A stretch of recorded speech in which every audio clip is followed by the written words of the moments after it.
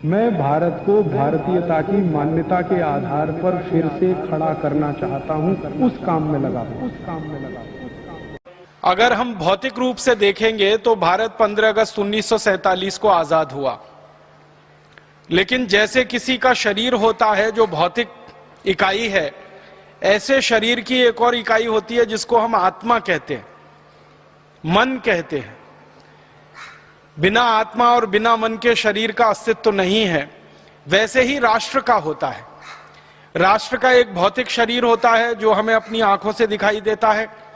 राष्ट्र की अपनी एक आत्मा भी होती है। राष्ट्र का अपना एक मन भी होता है। तो मैं आपसे विनम्रता पूर्वक ये कहना चाहता हूं कि 15 अगस्त 1947 को भारत भौतिक रूप से अंग्रेजों की गुलामी से आजाद हो गया। अंग्रेजों ने भारत को छोड़ दिया। भारत की सत्ता का हस्तांतरण भारतवासियों के हाथ में हो गया, लेकिन मन और आत्मा से अभी भी भारत देश गुलाम है अंग्रेजों का, अंग्रेजियत का, विदेशियत का।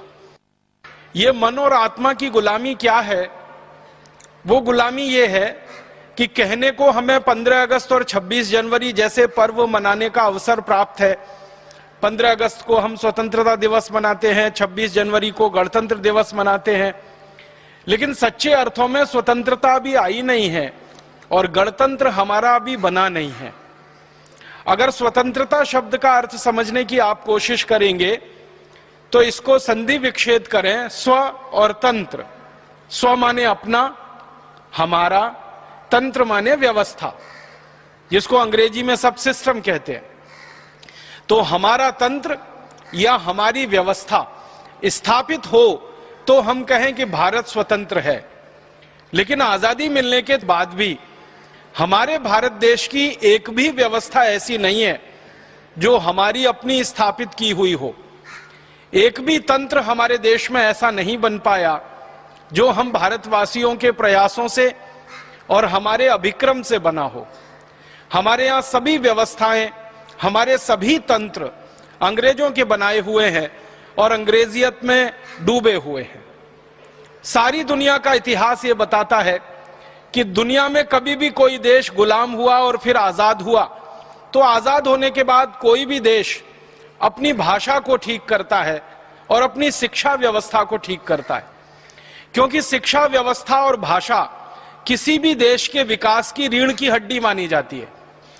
हम भारत का विकास करना चाहते हैं, दुनिया में सबसे अच्छा देश बनाना चाहते हैं, तो हमारी शिक्षा व्यवस्था और हमारी भाषा की व्यवस्था ये अपनी होनी चाहिए, तभी हम भारत को दुनिया में सबसे ऊपर ले जा सकते हैं। क्योंकि दुनिया में जो देश भी सबसे ऊपर गए हैं उन्होंने ऐसा ही किया है। हम किसी भी देश का नाम लेके उदाहरण दे सकते हैं। जैसे अमेरिका नाम का देश दुनिया में बहुत ऊंचाई पर पहुंचा। आज से करीब लगभग 200 वर्ष पहले तक अमेरिका का कोई खास अस्तित्व नहीं था पूरी दुनिया में। 200 वर्ष पहले के इतिहास की किताबों में ढूंढेंगे तो अमेरिका के बारे में कोई खास जानकारी नहीं मिलती, लेकिन पिछले 200 वर्षों में अमेरिका बहुत ऊंचाई पर गया। 1776 के बाद से लेकर अभी 2009 आ गया, अमेरिका बहुत ऊंचाई पर पहुंच गया पिछले 225 वर्षों में। तो अमेरिका ने क्या किया है? अपनी भाषा को, अपनी शिक्षा व्यवस्था को अपने अनुकूल बनाया गुलामी से आजाद होने के बाद। चीन नाम का एक देश बहुत ऊंचाई पर पहुंचा पूरी दुनिया में। तो चीन ने क्या किया? 1949 में चीन में जो सांस्कृतिक क्रांति हुई, माओ वहां का सबसे बड़ा नेता था। माओ ने जब अपने चीन को बदला तो उसने भी सबसे पहले अपनी भाषा को और अपनी शिक्षा व्यवस्था को दुरुस्त किया। ऐसे ही जापान का उदाहरण है। ऐसे ही अगर हम और दूसरे देशों का उदाहरण लें, जापान भी गुलाम हुआ है और जापान तो 3 देशों का गुलाम हुआ है। अमेरिका ने जापान को गुलाम बनाया, डच लोगों ने जापान को गुलाम बनाया, अंग्रेजों ने जापान को गुलाम बनाया। तो जापान ने आजादी के बाद भी वही किया, अपनी शिक्षा व्यवस्था, अपनी भाषा व्यवस्था को बहुत अच्छे से दुरुस्त किया। दुनिया के किसी भी छोटे बड़े देश का उदाहरण आप देखें और इतिहास पढ़ें तो आपको एक बात सभी देशों में समझ में आएगी, वो ये कि जब भी कोई देश किसी दूसरे देश का गुलाम हुआ है, आजाद होने के बाद सबसे पहले उन्होंने अपनी भाषा व्यवस्था को दुरुस्त किया है और फिर शिक्षा को दुरुस्त किया है। भारत के बारे में जब हम ये देखने की कोशिश करते हैं तो यहां उल्टा चित्र नजर आता है, बिल्कुल विपरीत चित्र नजर आता है। भारत आजाद हो गया 15 अगस्त 1947 को, लेकिन आजादी के बाद भारत ने अंग्रेजों की भाषा को नहीं बदला। अंग्रेजों की भाषा अभी भी इस देश में चल रही है। भारत आजाद हो गया 15 अगस्त 1947 को, लेकिन भारत ने आज तक अपनी शिक्षा व्यवस्था को नहीं बदला। अंग्रेजों की बनाई गई पूरी की पूरी शिक्षा व्यवस्था आज भी इस देश में चल रही है। आप अक्सर एक नाम सुनते होंगे, आपस में बातचीत होती है, अखबारों में खबरें छपती हैं, टेलीविजन पे खबरें आती हैं, तो एक नाम अक्सर चर्चा में आता है, मैकॉले। मैकॉले की शिक्षा व्यवस्था, मैकॉले का शिक्षा तंत्र, मैकॉले का बनाया हुआ पाठ्यक्रम। ये मैकॉले नाम का एक अंग्रेज अधिकारी 1840 के साल में भारत में शिक्षा के लिए एक पाठ्यक्रम तय करके चला गया। वो अधिकारी मर गया। उस अधिकारी के मरने के बाद अंग्रेज यहां से चले गए और उनकी कई पीढ़ियां चली गईं। लेकिन 1840 में जो शिक्षा का पाठ्यक्रम मैकॉले ने तय कर दिया, वो पाठ्यक्रम भारत की आजादी के बाद चल रहा है। ये बहुत अफसोस की बात है। मैकॉले ये कहता था कि भारत में ऐसी शिक्षा व्यवस्था लागू करनी है जिसको पढ़ने के बाद भारतवासी शरीर से दिखने में भारतीय भले हों, लेकिन आत्मा से और मन से अंग्रेजियत से भर जाएं और अंग्रेजों जैसे हो जाएं। जब हम आत्मा और मन से अंग्रेजों जैसे हो जाएंगे तो वो कहता था कि हमें फिर भारत को गुलाम बनाने के लिए कोई ज्यादा प्रयास नहीं करने पड़ेंगे। भारतवासी बहुत आसानी से और सहजता से हमारे गुलाम हो जाएंगे। तो ऐसी शिक्षा व्यवस्था मैकॉले छोड़कर गया, वो अभी भी इस देश में चल रही है। दुख है, दुर्भाग्य है, मैकॉले ने इस देश में एक कॉन्वेंट स्कूल खोला था। कलकत्ता में वो पहले खुला था, अब जिसको हम कोलकाता कहने लगे हैं। वो एक कॉन्वेंट स्कूल अब बढ़ते बढ़ते हजारों की संख्या में पहुंच गए। अब भारत में गांव गांव, गली गली, नगर नगर कॉन्वेंट स्कूल खुल गए। कभी कभी मुझे लगता है कि मैकॉले का एक कॉन्वेंट स्कूल तो प्रतीकात्मक था अंग्रेजियत की व्यवस्था का, लेकिन हमारे तो कॉन्वेंट स्कूल पूरी की पूरी व्यवस्था के ही अंग बन गए हैं। मुझे और एक अफसोस की बात आपसे कहनी है, वो ये कि अंग्रेजों ने जिस शिक्षा व्यवस्था को भारत में लागू किया, वो शिक्षा व्यवस्था उन्होंने अपने देश में लागू नहीं की। आप अगर अंग्रेजों के देश में जाएंगे देखने और समझने के लिए, तो उनकी शिक्षा व्यवस्था भारत से बिल्कुल भिन्न है। भारत की शिक्षा व्यवस्था में अंग्रेजों ने विद्यार्थियों को एक निश्चित मानदंड के अनुसार फेल और पास होने का नियम बना रखा है।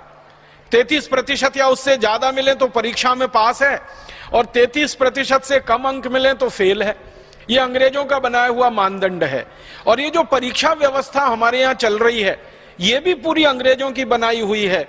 साल भर विद्यार्थियों को कुछ रटाना, फिर 1-2 दिन में उनको वो सब लिखवा लेना, और रट के वो लिख देंगे कॉपी में। 100 में से 98, 99, 95, 96 जो भी नंबर आ जाएं, उसके अनुसार विद्यार्थी का आकलन करना कि ये होशियार है या ये मूर्ख है। अंग्रेजों के देश में जाकर आप देखेंगे तो पूरी परीक्षा पद्धति उन्होंने बदल रखी है। अंकों के आधार पर अंग्रेजों के देश में किसी भी विद्यार्थी का आकलन नहीं होता। और अंग्रेज ही क्यों, फ्रांसीसियों के देश में किसी विद्यार्थी का आकलन अंकों के आधार पर नहीं होता। जर्मनी में किसी विद्यार्थी का आकलन अंकों के आधार पर नहीं होता। अमेरिका में किसी विद्यार्थी का आकलन अंकों के आधार पर नहीं होता। माने अंग्रेजों ने जो कुछ हमारे देश में चलाया, उसको अपने देश में उन्होंने नहीं अपनाया, क्योंकि वो जानते हैं कि ये आकलन की पद्धति पूरी गलत है। इसमें विद्यार्थी फेल और पास नहीं होता है, पूरी शिक्षा व्यवस्था फेल और पास होती है। हमारे देश में मैकॉले के द्वारा जो विषय तय किए गए, उनमें से एक इतिहास विषय, जिसमें मैकॉले ने यह कहा कि भारतवासियों को सच्चा इतिहास उनका नहीं बताना है, क्योंकि इनको गुलाम बना के रखना है, इसलिए इतिहास को विकृत करके भारत में पढ़ाया जाना चाहिए। तो भारत के इतिहास को पूरी तरह से उन्होंने विकृत कर दिया। सबसे बड़ी विकृति जो हमारे इतिहास में अंग्रेजों ने डाली, जो आज तक जहर बनकर हमारे खून में घूम रही है, वो विकृति ये है कि हम भारतवासी आर्य कहीं बाहर से आए। सारी दुनिया में शोध हो चुका है कि आर्य नाम की कोई जाति भारत को छोड़कर दुनिया में कहीं नहीं थी, तो बाहर से कहां से आ गए हम? फिर हमको कहा गया कि हम सेंट्रल एशिया से आए, मध्य एशिया से आए। मध्य एशिया में जो जातियां इस समय निवास करती हैं, उन सभी जातियों के डीएनए लिए गए। डीएनए आप समझते हैं, जिसका टेस्ट करके कोई भी बात की पक्की सूचना ली जाती है। तो दक्षिण एशिया में, मध्य एशिया में, पूर्व एशिया में, तीनों स्थानों पर रहने वाली जातियों के नागरिकों के रक्त इकट्ठे करके उनका डीएनए टेस्ट किया गया और भारतवासियों का डीएनए टेस्ट किया गया। तो पता चला कि भारतवासियों का डीएनए दक्षिण एशिया, मध्य एशिया, पूर्व एशिया के किसी भी जाति समूह से नहीं मिलता है। तो ये कैसे कहा जा सकता है कि भारतवासी मध्य एशिया से आए, आर्य मध्य एशिया से आए? इसका उल्टा तो मिलता है कि भारतवासी मध्य एशिया में गए, भारत से निकलकर दक्षिण एशिया में गए, पूर्व एशिया में गए, मध्य एशिया में गए और दुनिया भर में सभी स्थानों पर गए और भारतीय संस्कृति, भारतीय सभ्यता और भारतीय धर्म का उन्होंने पूरी ताकत से प्रचार प्रसार किया। तो भारतवासी दूसरी जगहों पर जाकर तो प्रचार प्रसार करते हैं, उसके प्रमाण हैं, लेकिन भारत में कोई बाहर से आर्य नाम की जाति आई, इसके प्रमाण अभी तक मिले नहीं और इसकी वैज्ञानिक पुष्टि भी नहीं हुई। इतना बड़ा झूठ अंग्रेज हमारे इतिहास में लिख गए और भला हो हमारे इतिहासकारों का, उस झूठ को अंग्रेजों के जाने के बाद भी पढ़ा रहे हैं। तो हमारी संस्कृति को नीचा दिखाना, हमारी सभ्यता को नीचा बताना, हमारे इतिहास को विकृत कर देना, शिक्षा व्यवस्था को हमारा पूरा तहस नहस कर देना, हमारी भाषा को तहस नहस कर देना, इन सब के पीछे अंग्रेजों का मूल उद्देश्य अगर था तो एक कि भारत को गुलाम बनाकर रखना है ताकि इस देश को लूटा जा सके। हम अगर किसी के गुलाम होते हैं तभी हम लूट सकते हैं। अगर हम स्वतंत्र और आजाद हैं, हमें कोई नहीं लूट सकता। आप अपने घर के बारे में यह समझने की कोशिश करिए कि अगर आपका घर स्वतंत्र है, आजाद है, स्वाधीन है, तो आपके घर पर कोई हमला नहीं कर सकता, आपके घर को कोई नहीं लूट सकता। लेकिन अगर आपका घर किसी का पराधीन हो जाए, किसी का गुलाम हो जाए, तो जो आपको गुलाम बनाएगा, जो पराधीन बनाएगा, वो कभी भी आपके घर को लूट लेगा और आप कुछ नहीं कर पाएंगे। तो अंग्रेजों ने यही किया, भारत को पराधीन बनाना, गुलाम बनाना, ताकि भारत को लूटा जा सके और लूटने के लिए भारत के मन को तैयार किया जा सके। और मानसिक रूप से भारतीय लोगों की तैयारी हो तो शारीरिक तैयारी तो हो ही जाती है। तो हुआ यह है इस देश में कि आजादी भौतिक रूप से हमको मिल गई, अंग्रेज हमारे यहां से चले गए, लेकिन अंग्रेजों के बच्चे इसी देश में छोड़ गए। मैकॉले मर गया, लेकिन मैकॉले के मानस पुत्र इस देश में अभी भी जिंदा हैं, जिनको हम काला अंग्रेज कह सकते हैं। उन्होंने जब से आजादी के बाद इस देश की व्यवस्था को संभाला, सरकार को अपने हाथों में लिया, अंग्रेजों का बनाया हुआ और अंग्रेजों का बिगाड़ा हुआ कुछ भी इस देश में उन्होंने दुरुस्त नहीं किया। हमारे देश में भाषा अंग्रेजी है, भूषा अंग्रेजी है, भोजन अंग्रेजी है, भजन अंग्रेजी है, भेषज अंग्रेजी है, कानून अंग्रेजी है, कृषि व्यवस्था अंग्रेजी है, अर्थव्यवस्था अंग्रेजी है, चिकित्सा व्यवस्था अंग्रेजी है। हर स्तर पर अंग्रेजियत अंग्रेजियत अंग्रेजियत छाई हुई है। एक दो उदाहरण से मैं मेरी बात और से स्पष्ट करता हूं। अंग्रेज गए तो जाने के समय उन्होंने 34,735 कानून इस देश में छोड़े, जो उन्होंने कभी भारत को गुलाम बनाने के लिए बनाए थे। अंग्रेजों का एक तरीका था कि भारत को गुलाम बनाना है तो एक तरीका तो यह है कि सीधे मारो, पीटो और लूटो और उनको गुलाम बना के रखो ताकत से। एक तरीका यह है कि मारना, पीटना और लूटना हर समय संभव नहीं होता, तो कानून बनाकर गुलाम बना के रखो। तो अंग्रेजों ने शुरू के 100 साल तक तो यही किया कि मारा, पीटा भारतवासियों को और सीधे उनकी लूटपाट की और डरा के धमका के गुलाम बना के रखा। लेकिन 100 साल से ज्यादा इस काम को वो चला नहीं पाए। तो फिर उन्होंने दूसरा रास्ता निकाला कि कानून बना के भारतवासियों को लूटो, पीटो, मारो और इनको कब्जे में करके रखो। तो कानून बनाए उन्होंने, और जो जो कानून बनाए वो सबके सब कानून आजादी के बाद भी चल रहे हैं। मैं उदाहरण से बताता हूं।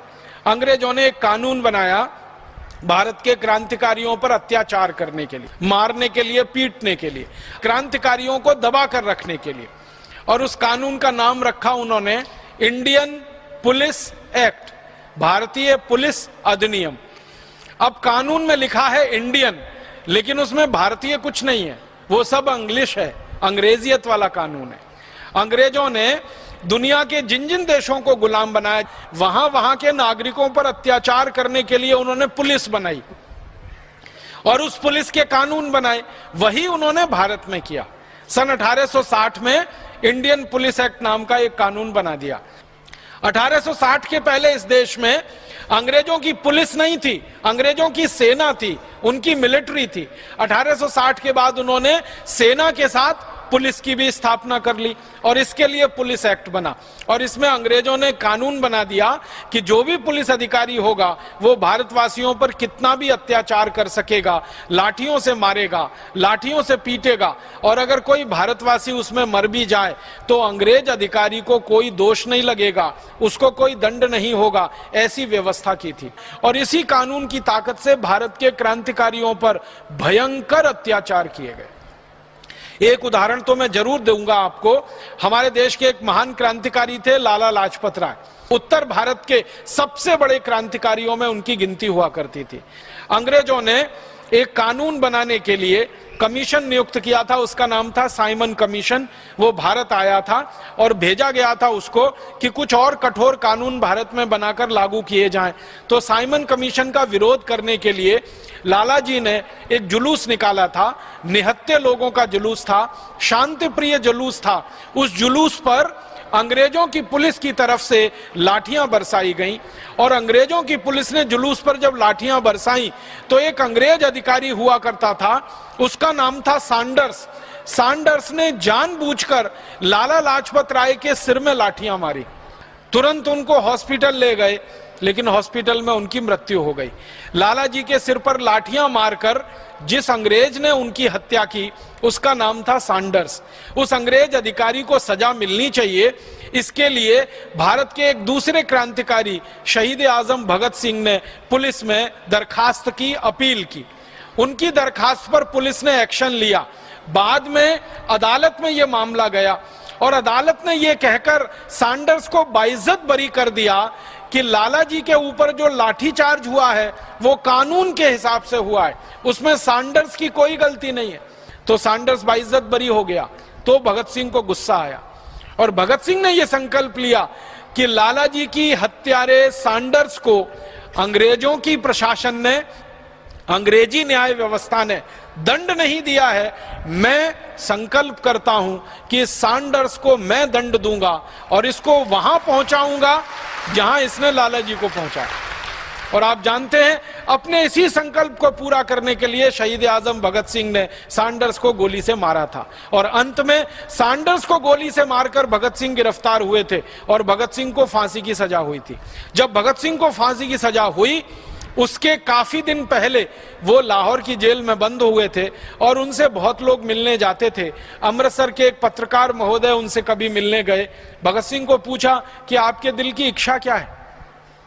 भगत सिंह ने कहा कि मैं तो फांसी चढ़ रहा हूं, देश के लिए शहीद हो रहा हूं, लेकिन मेरे जाने के बाद मैं भारत के नौजवानों से एक ही अपील करना चाहता हूं, वो ये कि जिस अंग्रेजी कानून के चलते लाला लाजपत राय की हत्या की गई थी, उस इंडियन पुलिस एक्ट कानून को भारत के नागरिक और नौजवान आजादी की लड़ाई के समाप्त होने से पहले खत्म करा देंगे। ये मेरे दिल की इच्छा है, ये मेरी भावना है। जिस इंडियन पुलिस एक्ट के कारण शहीद आजम भगत सिंह को फांसी हुई, जिस इंडियन पुलिस एक्ट के कारण हमारे देश के अमर क्रांतिकारी लाला लाजपत राय जी की हत्या की गई, दुर्भाग्य हम सबका यह है कि वो इंडियन पुलिस एक्ट का कानून अभी आजादी मिलने के बाद भी इस देश में चल रहा है, वैसे का वैसा ही चल रहा है। जिस तरह से अंग्रेज पुलिस भारतवासियों पर लाठियों से वार करती थी, उसी तरह से आज की पुलिस भारतवासियों पर लाठियों से वार करती है।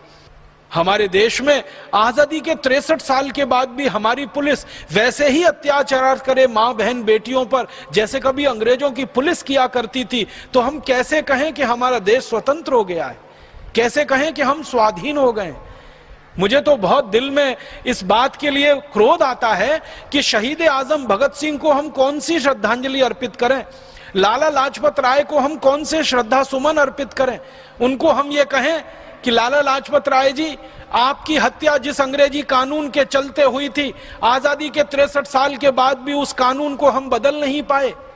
शहीद आजम भगत सिंह को हम ये कहें कि जिस कानून के चलते आपने फांसी का फंदा चूमा था, अपनी पूरी भरी जवानी को देश पर लुटा दिया था, उस अंग्रेजी कानून के खिलाफ अभी तक हम कोई सफल लड़ाई नहीं लड़ पाए, उस अंग्रेजी कानून को हम खत्म नहीं करा पाए, समाप्त नहीं करा पाए। ये बहुत क्षोभजनक है, बहुत ज्यादा दुख देने वाला है, क्रोध पैदा करने वाला है।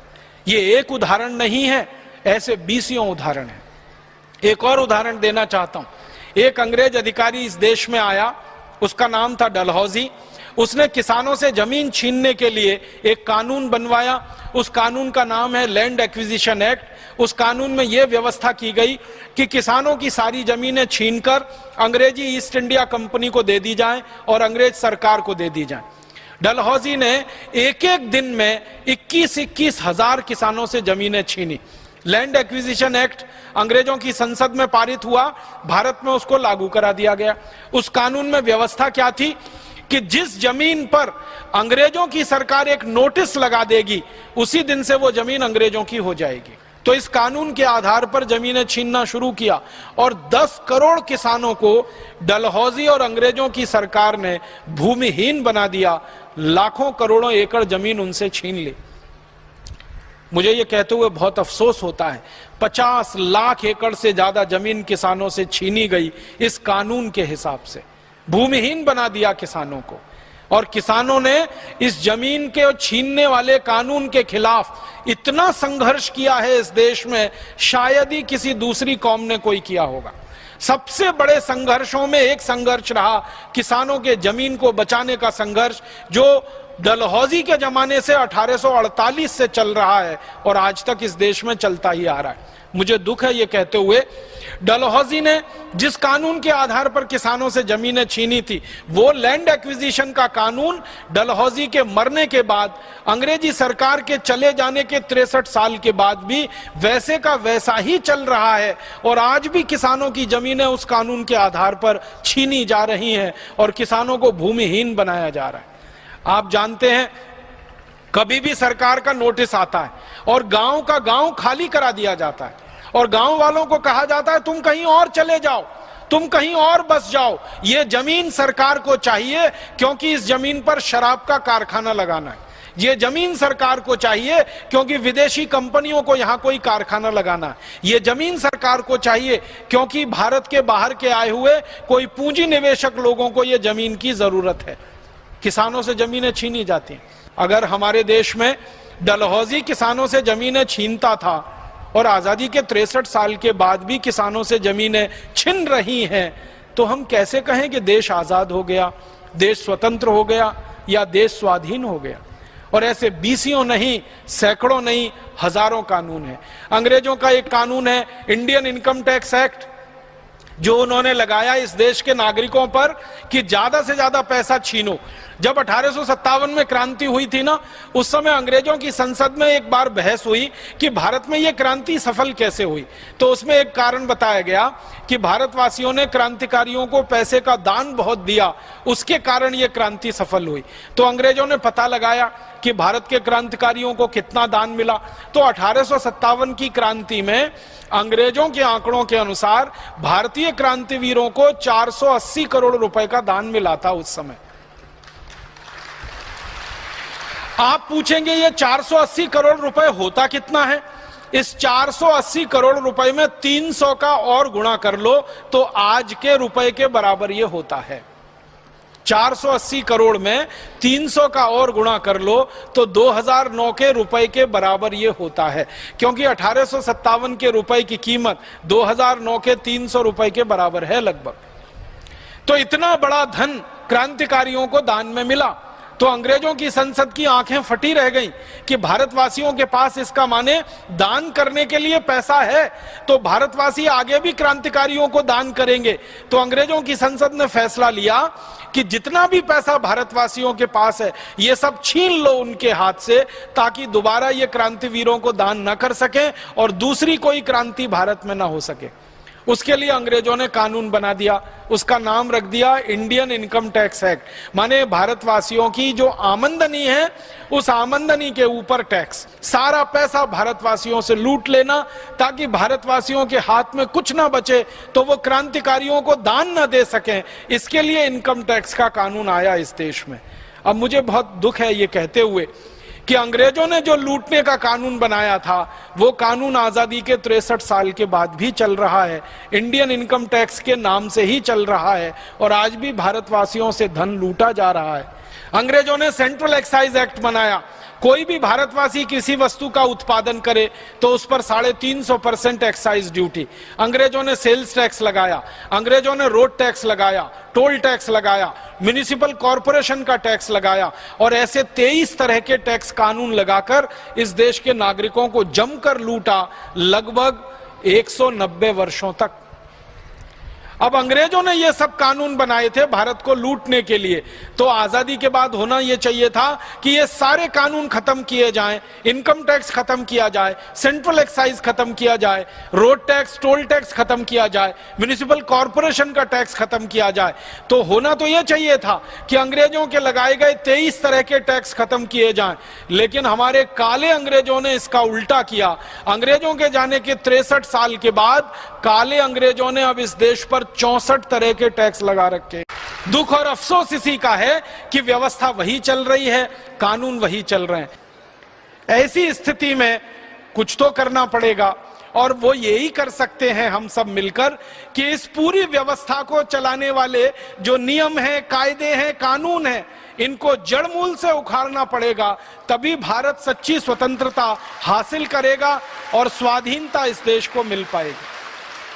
मैं माताओं, बहनों से, भाइयों से सबसे अपील करना चाहता हूं, निवेदन करना चाहता हूं और वो यही है कि अंग्रेजों के बनाए गए ये जो काले कानून हैं, अंग्रेजों की बनाई गई ये जो काली व्यवस्थाएं हैं, अंग्रेजों के बनाए गए ये जो अत्याचारी सारी की सारी तंत्र चल रही है हमारे देश में, इसको बदलने के लिए, इसको समाप्त करने के लिए हम सबको प्राणपण से जुटना पड़ेगा, जीवन को लगा देने की तैयारी से जुटना पड़ेगा, अपने को होम कर देने की तैयारी के संकल्प के साथ खड़ा होना पड़ेगा, क्योंकि ये कोई आसान लड़ाई नहीं है, ये बड़ी गहरी और बड़ी दूर तक मार करने वाली लड़ाई है। हमारे देश की आजादी के बाद की नई आजादी की लड़ाई लड़ने के लिए, नई व्यवस्था की लड़ाई लड़ने के लिए बहुत दूर तक सहयोग नहीं करेंगे, विदेशी सद्भावना व्यक्त कर सकते हैं और हमारे लिए मन में ये कह सकते हैं कि चलो ठीक है, आप अपने रास्ते को बनाने की लड़ाई लड़ रहे हो, हम भी आपको सहयोग कर सकते हैं भावना से,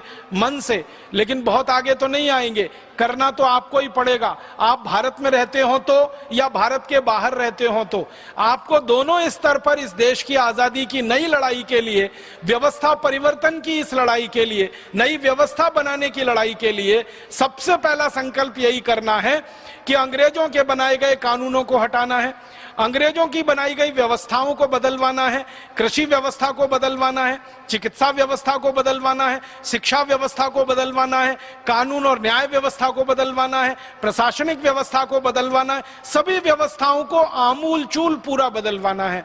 कानून ये रद्द कराने हैं। अब आप जानते हैं कि कानून को रद्द कराना और नया कानून बनाना ये संसद करती है या विधानसभाएं करती हैं। तो संसद और विधानसभाओं में ऐसे लोगों को भेजना पड़ेगा कि जो हमारी इस बात से सहमत हो कि अंग्रेजों के बनाए गए सारे कानून रद्द होने चाहिए और उनके स्थान पर नए कानून बनने चाहिए। या तो संसद और विधानसभाओं में आज जो लोग बैठे हुए हैं उनको इस बात से सहमत कराना पड़ेगा कि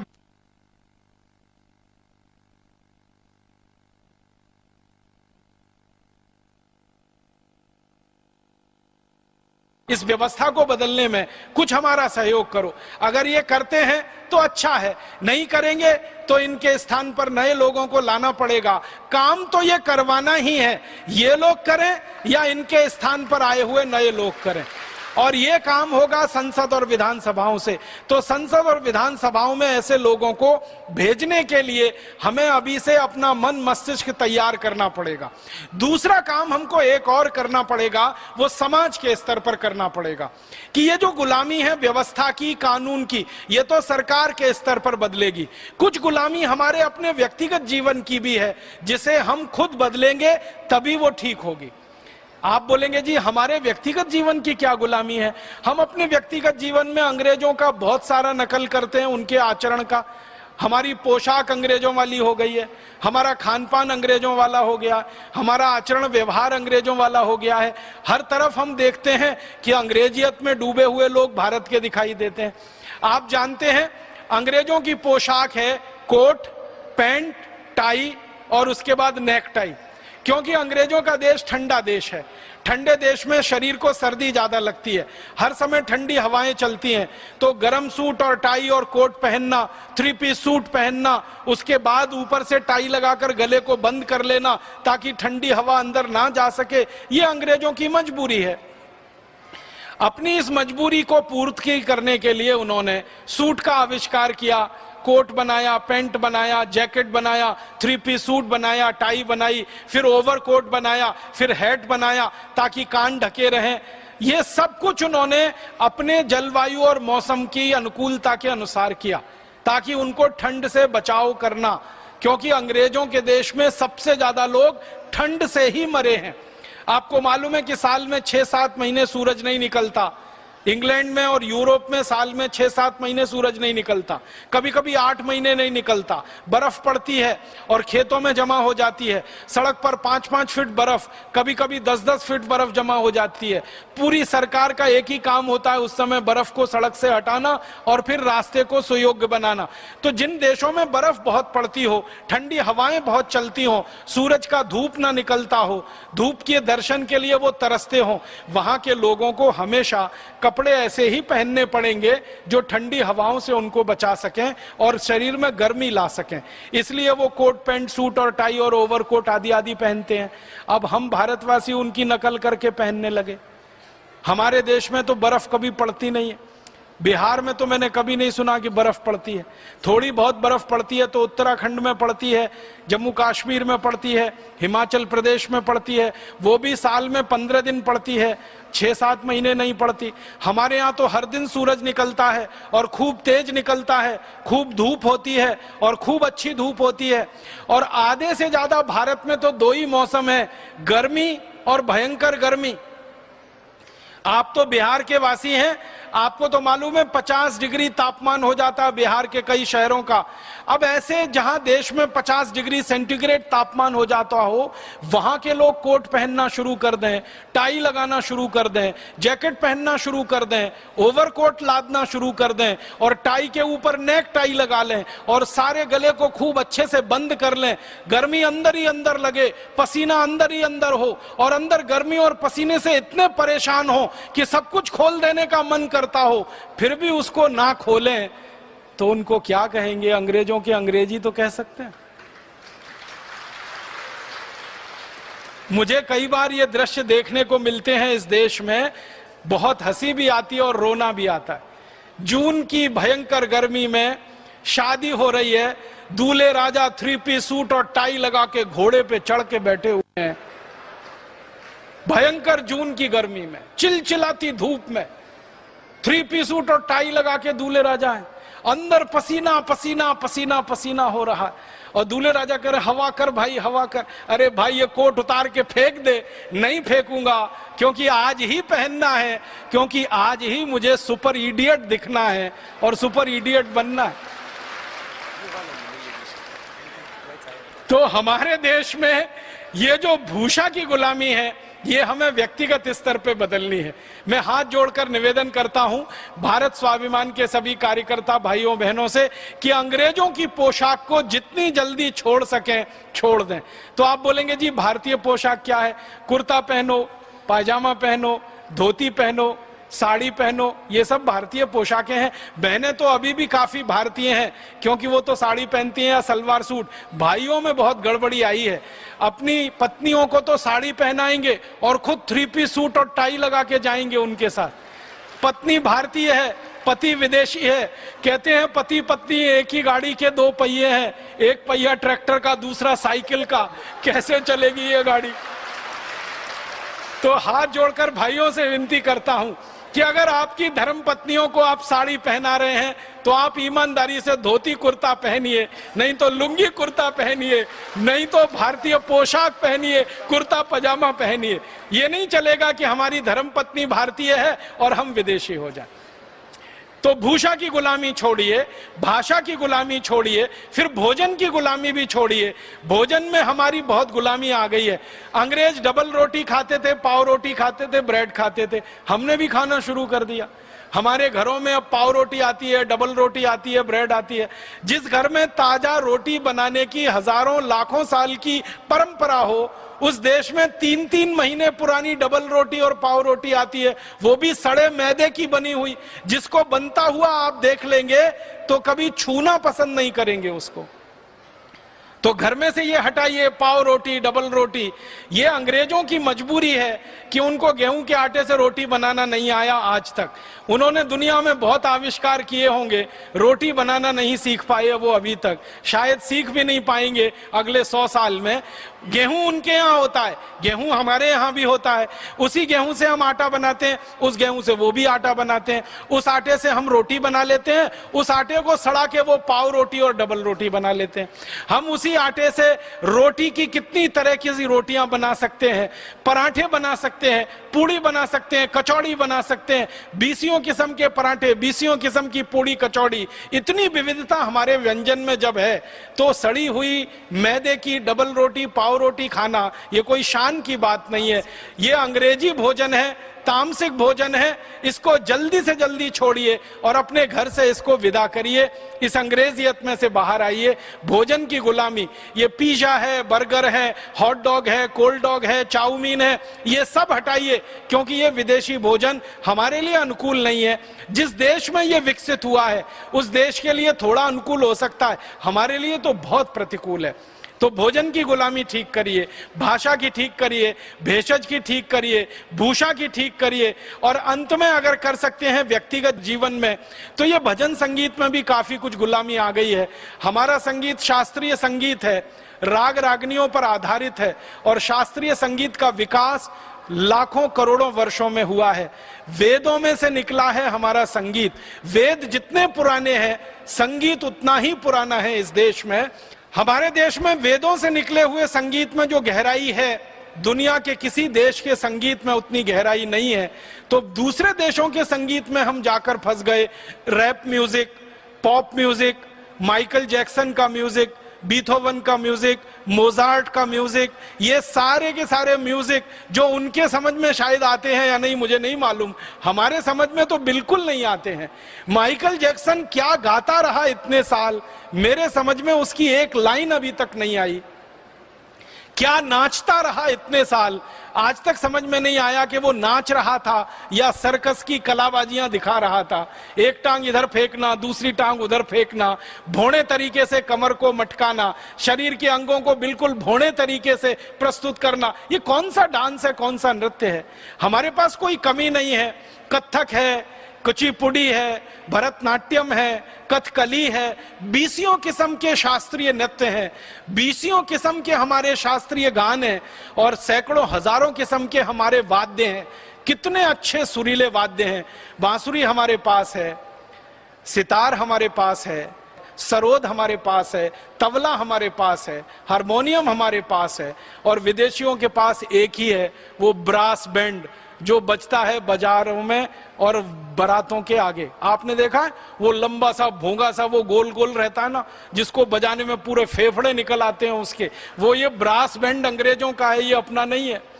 और जो बजे तो कान फोड़े और दूसरों का दिमाग खराब करे, बजाने वाले का तो उससे ज्यादा दिमाग खराब हो। मेरी एक बहुत विनती है आपसे, ये मेरे हृदय की बात है कि भारत स्वाभिमान के किसी भी कार्यकर्ता भाई बहन के घर में बेटे बेटी की शादी हो या आपकी अपनी खुद की शादी हो, तो कृपया करके ये ब्रास बैंड तो बिल्कुल मत ले जाना, क्योंकि ये अंग्रेजों की परंपरा है ब्रास बैंड की। अंग्रेजों की फौज जब दुश्मन पे हमला करने जाती थी तो आगे आगे ये ब्रास बैंड बजाते हुए चलता था। हम किसी पे हमला करने नहीं जा रहे हैं, हम किसी की बेटी को अपने घर की बहू बनाने के लिए बड़े पवित्र और आध्यात्मिक काम के लिए जा रहे हैं, और उसमें ये ब्रास बैंड आप बजाएं तो लगता यही है कि आप भी अंग्रेजों की तरह से हमला करने जा रहे हैं उस पे। तो आपसे इसके लिए माफी चाहता हूं। आपकी अगर शादी नहीं हुई है, होने वाली है, तो ब्रास बैंड तो बिल्कुल मत बजवाना। आप बोलेंगे फिर क्या बजवाएं? आपको अगर बजवानी है तो शहनाई बजवाना। शहनाई भारतीय वाद्य है, और जब बजता है तो कानों में ऐसा रस घोलता है कि दिल करता है सुनते ही जाओ, सुनते ही जाओ, सुनते ही जाओ। बांसुरी बजवाना, शहनाई बजवाना, सितार बजवाना, सरोद बजवाना और कुछ बजवा लेना, ये ब्रास बैंड तो बिल्कुल नहीं। और अगर कुछ ना मिले तो बिना कुछ बजाए ही ले आना। तो व्यक्तिगत जीवन से ये अंग्रेजों की गुलामियों को हम जरा छोड़ें।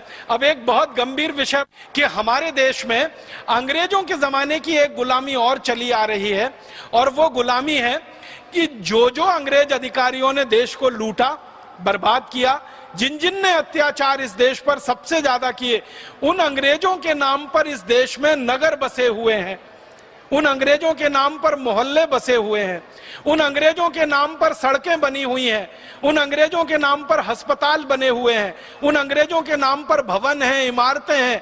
बहुत शर्म आती है मुझे। मैं एक उदाहरण देना चाहता हूं नाम लेकर। उत्तराखंड में एक छोटा सा नगर है, उसका नाम है लैंसडाउन।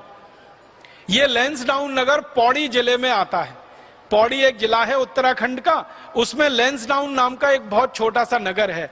लैंसडाउन नाम का एक अंग्रेज हुआ इस देश में, और 1894 की बात है। वो इस देश का गवर्नर जनरल होता था। बाद में उसको वॉयसराय की भी पदवी दी गई। ये 1894 में जो लैंसडाउन नाम का अंग्रेज गवर्नर जनरल था, क्या किया है इसने वो आप जान लो तो शर्म आएगी आपको कि ये लैंसडाउन नाम हमारे देश में अभी भी चल रहा है। हुआ ये था कि भारत देश में गो हत्या निषेध के लिए एक जबरदस्त आंदोलन शुरू हुआ था सन 1870 में, और इस आंदोलन का इतिहास अंग्रेजों ने दबा के रखा अभी तक अंग्रेजों ने इस आंदोलन का इतिहास दबा के रखा, और हमारे इतिहासकारों ने भी इस बात पर ज्यादा शोध नहीं किया। बहुत गर्व से, बहुत गौरव से मुझे ये कहना है कि इस आंदोलन की शुरुआत आर्य समाज के लोगों ने की थी, आर्य समाज के कार्यकर्ताओं ने की थी। आप जानते हैं, परम पूजनीय महर्षि दयानंद की शिक्षाओं से प्रेरित और प्रभावित होकर बहुत सारे युवक आजादी के आंदोलन में कूदे थे। परम पूजनीय महर्षि दयानंद से ही प्रभावित होकर बहुत सारे युवक गोरक्षा आंदोलन में और गो हत्या निषेध के आंदोलन में 1870 में कूदे थे। सबसे पहले यह आंदोलन जींद से शुरू हुआ था। जींद एक छोटे से स्थान से शुरू हुआ आंदोलन धीरे धीरे संपूर्ण भारत में फैल गया। 1894 तक आते आते 1 करोड़ से ज्यादा कार्यकर्ता इस गोरक्षा आंदोलन में शामिल हो गए। इन 1 करोड़ से ज्यादा कार्यकर्ताओं ने गांव-गांव के किसानों को समझाना शुरू किया कि अंग्रेज तो गाय काटते हैं, हम तो गाय पालते हैं, हम गाय बेचेंगे नहीं अंग्रेजों को, गाय देंगे नहीं अंग्रेजों को, तो अंग्रेज काटेंगे कैसे। इस तरह से यह आंदोलन बढ़ा। अंग्रेजों की हालत खराब हो गई। जब जगह जगह कत्लखानों को गाय मिलना बंद हो गई तो गाय का मांस खाना अंग्रेजों को तो बहुत आवश्यक था। बिना गाय का मांस खाए वो एक दिन भी रह नहीं सकते थे। तो अंग्रेजी सेना में विद्रोह की स्थिति आ गई, और अंग्रेजी सैनिकों ने कहा कि गाय का मांस नहीं मिलेगा तो हम बगावत करेंगे, विद्रोह करेंगे। अब अंग्रेजी सरकार के लिए एक तरफ कुआं, एक तरफ खाई। ये गोरक्षा आंदोलन करने वाले कार्यकर्ता गाय मिलने नहीं दे रहे थे कटने को, और अंग्रेजी सैनिक गाय का मांस ना मिले तो बगावत करने को तैयार। तो अंग्रेजों की महारानी ने एक हस्तक्षेप किया। विक्टोरिया ने लैंसडाउन नाम के एक अंग्रेज अधिकारी को पत्र लिखा। लैंसडाउन उस समय गवर्नर जनरल था। 1894 के आसपास वो पत्र इसके पास आया, और उस विक्टोरिया ने उस पत्र में लिखा कि ये जो गाय भारत में कटती है ये तो हमारे लिए ही कटती है, ये बात तो सही है, क्योंकि भारतवासी तो गाय का मांस खाना पसंद करते नहीं है। आप इस बात पर ध्यान देना। विक्टोरिया खुद लिख रही है इस बात को, और वो कहती है कि भारत के मुसलमान भी गाय खाना पसंद नहीं करते हैं, क्योंकि इनके पूर्वज सब हिंदू थे और हिंदुओं ने गाय के मांस को खाना कभी स्वीकार किया नहीं, इसलिए भारत के मुसलमान भी गाय खाना पसंद नहीं करते। लैंसडाउन को वो कह रही है तुम ऐसा करो कि भारत के जो कत्ल खाने अंग्रेजों के लिए चल रहे हैं और मांस अंग्रेजों के लिए पैदा हो रहा है, इन कत्ल खानों में गाय का कत्ल करने के लिए मुसलमानों की भर्ती करो। इस पे ध्यान दीजिएगा वाक्य पे, वो कहती है मुसलमानों की भर्ती करो। इसका माने गाय काटने का काम मुसलमान नहीं, उन कत्ल खानों में अंग्रेज ही करते रहे होंगे। तो अंग्रेजों को हटाकर मुसलमानों की भर्ती करो और हिंदुओं को यह बताओ भारत में कि तुम्हारी गाय मुसलमान काट रहे हैं। तो ये हिंदू और मुसलमान जो मिलकर गोरक्षा के आंदोलन में लड़ रहे हैं, ये आपस में लड़ने लगेंगे और हमारा रास्ता खुल जाएगा और हमारी नीति डिवाइड एंड रूल, बांटो और राज करो, फूट डालो और राज करो, सफल हो जाएगी और हमारी सेना में भी बगावत नहीं होगी और हमारे सेना के लोगों को मांस भी मिलता रहेगा, कत्ल खाने भी चलते रहेंगे। ये पत्र लिखा उसने लैंसडाउन को। लैंसडाउन ने पत्र पढ़ा, उसने फिर मीटिंग बुलाई, मीटिंग बुला के उसने आदेश दिया कि जितने सरकारी कत्ल खाने हैं उनमें मुसलमानों की भर्ती की जाए। तो मुसलमानों में से कोई तैयार ही नहीं हुआ भर्ती के लिए, कोई आया ही नहीं। तो उन्होंने कहा कि ढूंढो, कोई तो मुसलमानों में जाति समूह होगा जिसको हम इस काम में लगा सकें। तो कुरैशी जाति समूह के मुसलमानों को प्रताड़ित करके, अत्याचार करके, मार पीट के अंग्रेजों ने गाय के कत्ल के काम में लगाया और उनको इतना प्रताड़ित करते थे कि गाय काटो, गाय काटो। फिर होता क्या था कि ये गाय काटते थे कुरैशी समाज के लोग अंग्रेजों के दबाव में आकर। फिर अंग्रेज इसको पूरे देश में प्रचारित करते थे हिंदुओं के बीच में कि देखो तुम्हारी गाय तो मुसलमान काट रहे हैं। आपको सुनकर ताज्जुब होगा, जींद की जो गोरक्षा समिति 1870 में बनी उसमें 11 हिंदू थे और 7 मुसलमान थे। 18 लोगों की समिति थी। हर जगह गोरक्षा की समिति में हिंदू मुसलमान साथ में मिलकर काम कर रहे थे।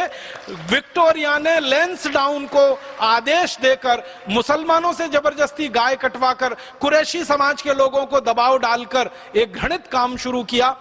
लैंसडाउन वो खतरनाक अंग्रेज अधिकारी था जिसने हिंदू मुसलमानों को लड़वाया और हिंदुओं को मुसलमानों के खिलाफ, मुसलमानों को हिंदुओं के खिलाफ बरगलाया। उस लैंसडाउन के नाम से इस उत्तराखंड में एक पूरा शहर बसा हुआ है, एक नगर बसा हुआ है, उसका नाम लैंसडाउन है। आत्मा को दुख होता है, कष्ट होता है, क्रोध आता है। मैं अपील करना चाहता हूं लैंसडाउन की नगर पालिका से, लैंसडाउन की नगर परिषद से, मैं अपील करना चाहता हूं उत्तराखंड के सरकार के मुख्यमंत्री से, उत्तराखंड की सरकार से अपील करना चाहता हूं कि जितनी जल्दी हो ये लैंसडाउन नाम के कलंक को, इस पाप को उत्तराखंड से जितनी जल्दी मिटा दिया जाए उतना अच्छा है। इसी तरह मुझे और एक बात कहनी है। एक बहुत खराब अंग्रेज जिसका जिक्र मैं पहले कर चुका हूं, डलहौजी, जिसने इस देश के किसानों की जमीनें हड़पी, 10 करोड़ से ज्यादा किसानों को जिसने पूरी तरह से भूमिहीन बनाया, इस देश की रियासतें हड़पी। आपको मालूम है डलहौजी वो सबसे खतरनाक लुटेरा था जो भारत के कोहिनूर हीरे को लूट कर लंदन ले गया। यही डलहौजी है जिसने कोहिनूर हीरा लूटा है इस देश का। एक तरफ किसानों को बर्बाद किया, दूसरी तरफ कोहिनूर हीरा लूटा। उस डलहौजी के नाम पर इस भारत में हिमाचल प्रदेश के चंबा जिले में पूरा एक शहर बसा हुआ है और उसका नाम ही डलहौजी है। बहुत शर्म आती है, बहुत अफसोस होता है। जिस डलहौजी का नाम लेना हम पसंद नहीं करेंगे, सपने में भी उसको पसंद नहीं करेंगे, उसको प्रत्यक्ष में नाम लेके बुलाना पड़ता है। इसी तरह से एक और नगर है, उसका नाम है मैक्लोडगंज। मैक्लोडगंज धर्मशाला जिले में है, वो भी हिमाचल प्रदेश में पड़ता है। मैक्लोड नाम का एक अंग्रेज हुआ करता था, सार्जेंट था, सेना में था, बहुत अत्याचार उसने किए हैं। उसके नाम पर नगर बसा हुआ है मैक्लोडगंज, इसका भी नाम हमें बदलना है। इसी तरह और एक नगर हमारे देश में है, उसका नाम है वास्को डिगामा, वो गोवा में है। ये वास्को डिगामा सबसे पहला पुर्तगाली था जो भारत में घुसा। 20 मई 1498 को भारत में आया, कालीकट में उतरा और झामोरीन राजा की हत्या करके पूरे नगर को लूटा और जहाज भर भर के सोने चांदी के सिक्के लेकर गया। और इसी वास्को डिगामा ने पुर्तगाली राज्य की नींव डाली और 450 साल गोवा और केरल को गुलाम बना के रखा। इस वास्को डिगामा का भी नाम लेना हम पसंद नहीं करेंगे। हमारे देश में बड़े बड़े कुछ शहर हैं, शिमला है, मसूरी है, दिल्ली है, चेन्नई है, मुंबई है, बेंगलोर है, हैदराबाद है, सिकंदराबाद है, ऐसे 20 शहर हैं जहां पर आप जाएंगे तो अक्सर आपको कुछ नाम मिलेंगे, जैसे Lawrence road, Mayo road, Elgin road, Elphinstone road, या तो लिटन रोड, या तो करजन रोड, या तो करजन बिल्डिंग, या तो रिपन बिल्डिंग। ये अंग्रेजों के नाम सुन सुन के कान पक गए हैं। हमारे बहुत सारे शहरों में, मुख्य रूप से दिल्ली में, बहुत सारी सड़कें बनी हुई हैं अंग्रेजों के नाम पर। लॉरेंस रोड है, मिंटो रोड है, मिंटो ब्रिज है, एल्गिन ब्रिज है, एल्गिन रोड है, केनिंग रोड है, करजन रोड है, रिपन रोड है। दिल्ली भरी पड़ी है अंग्रेजों के नाम की सड़कें वहां पर हैं। तो जिन जिन अंग्रेजों ने अत्याचार किए हैं, करजन तो बहुत बड़ा अत्याचारी अंग्रेज था, उसके नाम पर दिल्ली में सड़कें हैं। करजन ने ही बंगाल को बांटा था हिंदू और मुसलमान के आधार पर, आधा मुसलमान का आधा हिंदू का, और उसी दिन से भारत पाकिस्तान की नींव डाल दी उस आदमी ने। मुसलमान और हिंदुओं को लड़वाया जिस करजन ने, देश का बंटवारा किया संप्रदाय के आधार पर, बंगाल का बंटवारा किया, उस करजन के नाम पर सड़कें हम कैसे बर्दाश्त कर सकते हैं। दिल्ली को जिस लॉरेंस ने लूटा हो, उस लॉरेंस के नाम पर दिल्ली में रोड हो, वो कैसे बर्दाश्त हो सकता है। रिपन जिसने पूरे देश में अखबारों को दबाने के लिए कानून बनाया, इंडियन प्रेस एक्ट, भारत में जो अखबार छपा करते थे वो अंग्रेजी सरकार की थोड़ी भी बुराई ना करें इसके लिए कानून बना दिया, इंडियन प्रेस एक्ट, वो रिपन ने किया। उस रिपन के नाम को हम कैसे बर्दाश्त कर सकते हैं। तो मुझे आप सभी से निवेदन करना है कि जहां जहां अंग्रेजों की नाम की सड़कें हैं, अंग्रेजों के नाम के भवन हैं, अंग्रेजों के नाम के अस्पताल हैं, उन सभी के नाम हमें बदलने हैं। और हमारे पास नामों की कोई कमी नहीं है, हमारे पास देश में कोई भी ऐसे अच्छे नामों की कमी नहीं है। हम संस्कृत में ढूंढेंगे एक तो 1000 नाम मिलेंगे, हिंदी में ढूंढेंगे तो हजारों नाम मिलेंगे। क्रांतिकारियों के नाम पे रखना चाहें, ऋषि महर्षि के नाम पे रखना चाहें, ये सब हमें करना पड़ेगा। पूरी आजादी लानी है, पूरी स्वतंत्रता लानी है, पूरी स्वाधीनता लानी है, तो अंग्रेजों के नाम को जड़मूल से इस देश में से हटाना पड़ेगा। एक और निवेदन मुझे करना है, अंग्रेजों की हमारे देश में कई जगह मूर्तियां स्थापित हैं। मुझे बहुत क्रोध आता है और खून खौलता है मेरा। आप कभी मुंबई जाइए, मुंबई रेलवे स्टेशन है एक, उसका नाम है मुंबई छत्रपति शिवाजी टर्मिनस। पहले इसका नाम था Mumbai Victoria terminus, Bombay Victoria terminus. वो नाम बदल के अभी छत्रपति शिवाजी टर्मिनस तो हो गया, लेकिन उस स्टेशन के बाहर निकलो तो लाइन की लाइन अंग्रेज अधिकारियों की मूर्तियां हैं जिन्होंने मुंबई पे सबसे ज्यादा अत्याचार किए। एक अंग्रेज था जिसका नाम था एल्फिंस्टन, मुंबई की माताओं बहन बेटियों में सबसे ज्यादा बलात्कार किए हैं और करवाए हैं एल्फिंस्टन ने। लूटा है पूरी बंबई को, लूट लूट के सारा धन लंदन ले गया। उस एल्फिंस्टन की मूर्ति लगी हुई है। एल्फिंस्टन के जो सहयोगी अधिकारी जिन्होंने मुंबई पर बलात्कार अत्याचार किए और लूट मार की, उनकी मूर्तियां लगी हुई हैं।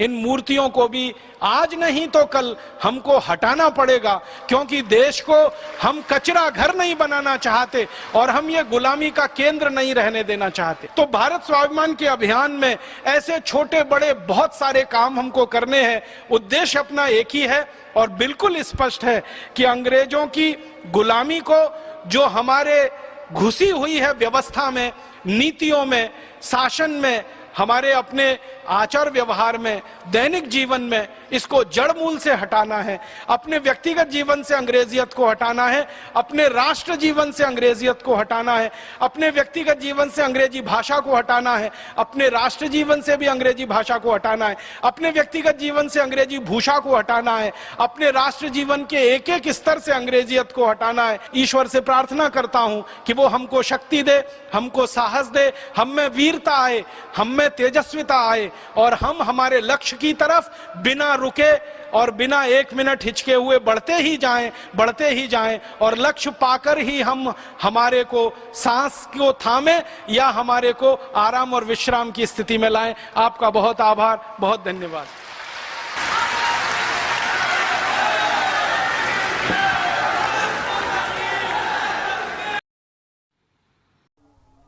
दोस्तों वीडियो अच्छी लगी हो तो लाइक और सब्सक्राइब जरूर करके जाएं।